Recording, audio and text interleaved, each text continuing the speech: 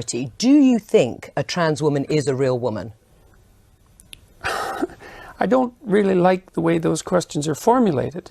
You know, I don't know what that means. What do you mean a real woman? Well, I'm asking you, in your mind, you know, it depends what you think a real woman is, but do you think a trans woman is a woman?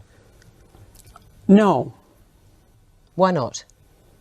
Because I think that women are capable, generally speaking, of having babies, and they have female genitalia, and they have an XX chromosome, and I think the biological markers are relevant. It doesn't necessarily mean that I don't think that people should be treated with respect and dignity if they happen not to fit easily into a gender category. That's a different issue. Right.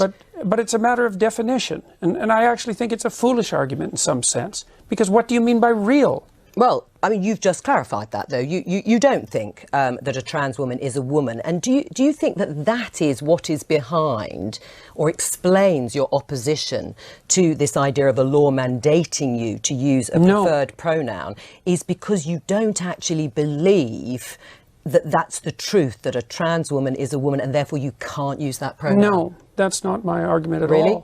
Yeah, really. My argument is that the government shouldn't compel voluntary speech. No, but I know what your argument is, and no, you've but made that's it very really clearly. But that's exactly it. There's but the no motivation There's behind no motivation behind it. But you don't believe I wouldn't a trans woman is a woman. put everything on my online in my life to take the stance I did unless I had thought that through very deeply. And I've thought it through very deeply. There aren't hidden motivations that have to do with some arbitrary prejudice against trans people. Okay. It's pure and simply this.